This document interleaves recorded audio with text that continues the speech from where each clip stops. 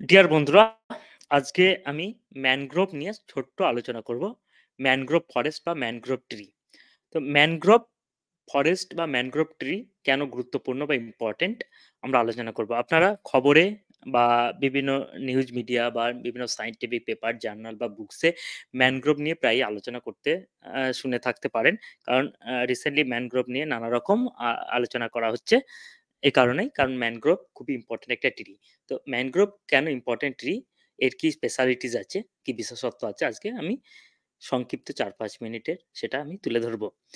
তো mangrove tree এমন একটা জায়গায় জন্মগ্রহণ করে যেটা অন্যান্য ট্রির পক্ষে জন্ম করা মানে বংশবিস্তার করা খুবই অসম্ভব।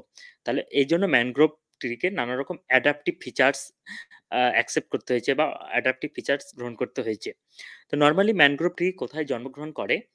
ম্যানগ্রোভ ট্রি জন্মগ্রহণ করে ট্রপিক্যাল বা সাবট্রপিক্যাল কোস্টলাইনে। সারা ওয়ার্ল্ডে ট্রপিক্যাল বা সাবট্রপিক্যাল যে কোস্টলাইন আছে, সেই কোস্টলাইনে যেখানে ফ্রেশ ওয়াটার এবং স্যালাইন ওয়াটারে আ জন্মগ্রহণ করে, এক ওয়েটল্যান্ডে জন্মগ্রহণ করে। তো ম্যানগ্রোভ ট্রি যদি আমি দেখি যে পৃথিবীর টোটাল যে ট্রি তার 1% ও ম্যানগ্রোভ ট্রি আ ল্যান্ড অধিগ্রহণ করে না। বাট যে ইকোসিস্টেম সার্ভিস ম্যানগ্রোভ ট্রি এই 1% লেস দ্যান 1% এরিয়া থেকে প্রোভাইড করে, সেটা অনেকটাই বেশি। তো আ ম্যানগ্রোভ ট্রি কি আ ইকোসিস্টেম সার্ভিস আমাদের প্রোভাইড করে? তার আগে আমি ম্যানগ্রোভ ট্রির কিছু অ্যাডাপটিভ ফিচার্স এর ব্যাপারে ডিসকাস করে নিই। যে ম্যানগ্রোভ ট্রি যেহেতু খুবই স্যালাইন ওয়াটারে জন্মগ্রহণ করে, তাই ম্যানগ্রোভ ট্রি তার বাকলের মাধ্যমে বা অনেক সময় তার পাতাতে বিভিন্ন সল্ট ক্রিস্টাল এক্সক্রেশন করে থাকে এবং যতটা পারা যায় সল্ট ফিল্টার আ করে। এবং ম্যানগ্রোভ ট্রি আ সা যে ভিভিপারাস অঙ্কুরোদ্গম পদ্ধতি অবলম্বন করে। ভিভিপারাস কি জিনিস?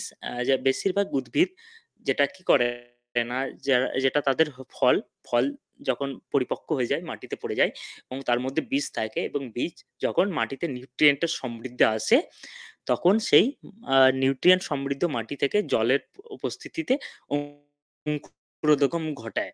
কিন্তু ম্যানগ্রোভের ক্ষেত্রে একটা জিনিস ঘটে, যেটাকে ভিভিপারাস সংক্রোধকম বলে। যেমন আমরা উদাহরণ হিসাবে বলতে পারি যে অনেক ম্যামালসরা কি হয় না, তাদের বডির মধ্যেই বিশেষ করে অনেক স্ত্রী উম প্রাণীর কাছে, ম্যামালস এর মধ্যে স্ত্রী আ এর কাছে আ কি হয় না, তার পেটের মধ্যেই ফুল গ্রোন বেবি জন্মগ্রহণ হয়ে যায়। ফুল গ্রোন বেবি তৈরি হয়ে যায়। তারপরে ফুল গ্রোন বেবি পৃথিবীতে জন্মগ্রহণ করে। ঠিক সেইরকমই একটা অদ্ভুত জিনিস ম্যা আ ম্যানগ্রোভের ক্ষেত্রে দেখা যায়। ম্যানগ্রোভের ক্ষেত্রে ম্যানগ্রোভ ফলে মধ্যে বীজ আ বীজ হয়, বীজের অঙ্কুরোদ্গম ঘটে। তারপরে অনেকটা পরিপক্ক হয়ে যায় গাছ। দেন তারপরে সল্টি ওয়াটারে পড়ে এবং সেখান থেকে আস্তে, আস্তে ট্রি গ্রো করে। একে ভিভিপারাস অঙ্কুরোদ্গম বলে। তো এটা একটা unique adaptive features mangrove tree adopt করেছে। কারণ ম্যানগ্রোভ ট্রি যদি আ ফলে এই পদ্ধতিটা অবলম্বন না করত, তাহলে যদি ফ্রুট পড়তো, তাহলে স্যালাইন ওয়াটারে ফ্রুট নষ্ট হয়ে যেত ম্যানগ্রোভের এবং তার ফলে বংশবিস্তার করতে পারত না। তো এবার আমি ইম্পোর্টেন্ট ইকোসিস্টেম সার্ভিসের কথা বলি।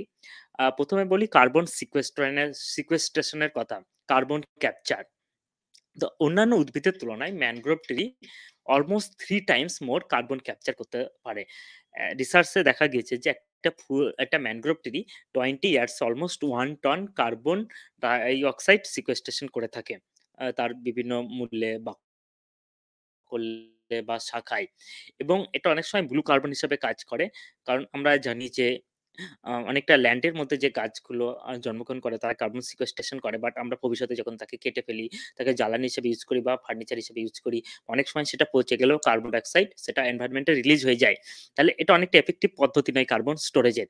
বাট যেটা অনেক সময় ওয়েটল্যান্ডে যেটা হয় যে যেখানকার উদ্ভিদগুলো জন্মগ্রহণ করে সেটা মাটি সমুদ্রের জলের তলায় চাপা পড়ে যায় এবং দীর্ঘদিন জলের তলায় থাকে এবং ফলে লং টাইম সেটা কার্বন ক্যাপচার বা স্টোরেজ হিসাবে কাজ করে। তাহলে এটার অনেকটা মোর ই এম এফেক্টিভ। আর আরো কিছু ইম্পোর্টেন্ট জিনিস যেটা বলব, যেহেতু ম্যানগ্রোভ কোস্ট লাইনে হয়, কোস্ট লাইনে ল্যান্ড থেকে বিভিন্ন নিউট্রিয়েন্ট ওয়াশ আউট হয়ে কোস্ট লাইনে আ সবথেকে হাইলি ডেন্স থাকে। ফলে ম্যানগ্রোভ ফরেস্ট একটা হ্যাচারি হিসাবে কাজ করে। বিভিন্ন আ সি বর্ন অ্যানিমাল, যথা ফিশ বা আদার্স অ্যানিমাল এর ক্ষেত্রে হ্যাচারি হিসাবে কাজ করে আ ম্যানগ্রোভ ফরেস্ট।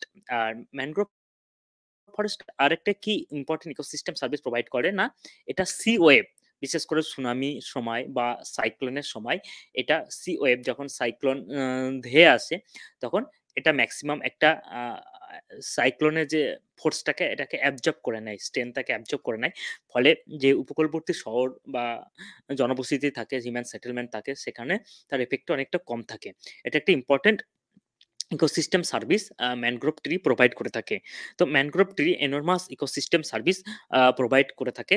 তো এই কারণে ম্যানগ্রোভ ট্রি খুবই গুরুত্বপূর্ণ এবং বিভিন্ন জব এক্সামে সাধারণত এই কোয়েশ্চেন গুলো এসে থাকে যে ম্যানগ্রোভ ট্রি কোথায় পাওয়া যায়? সাধারণত ট্রপিক্যাল ওয়ার্ল্ডের ট্রপিক্যাল বা সাবট্রপিক্যাল কোস্টলাইন বা ওয়েটল্যান্ড এ পাওয়া যায়। দেন আরো একটা ইম্পোর্টেন্ট কোয়েশ্চেন আছে ম্যানগ্রোভ ট্রির কার্বন ক্যাপচার ক্যাপাবিলিটিস, যেটা 3 টাইমস মোর দ্যান আদার ট্রিজ, এবং আ আ ভিভিপারাস অঙ্কুরোদগম, যেটা একটা ইম্পোর্টেন্ট টপিকস আমি বললাম। এটাও অনেক সময় আসে, এবং আর্ট ইকোসিস্টেম সার্ভিস প্রোভাইড করে থাকে না, সি ওয়েভকে অ্যাবজর্ব করে, বা বিভিন্ন ইম্পোর্টেন্ট হ্যাচারি ফিশ, সামুদ্রিক প্রাণী বা বিভিন্ন ফিশ তাদের হ্যাচারি হিসাবে কাজ করে। দেন আ ইনডাইরেক্টলি বিভিন্ন মানুষের বিভিন্ন প্রয়োজনে আ ম্যানগ্রোভ ট্রি খুবই উপকারে আসে। তো বন্ধুরা, ম্যানগ্রোভ ট্রি নিয়ে সংক্ষিপ্ত আলোচনা আমি এখানেই শেষ করলাম। যে ইম্পোর্টেন্ট জিনিসগুলো আলোচনা করলাম, এগুলো মনে রাখার চেষ্টা করেন। এগুলো বিভিন্ন এক্সামে আসে সাধারণত এই কোয়েশ্চেন গুলো। থ্যাংক ইউ বন্ধুরা।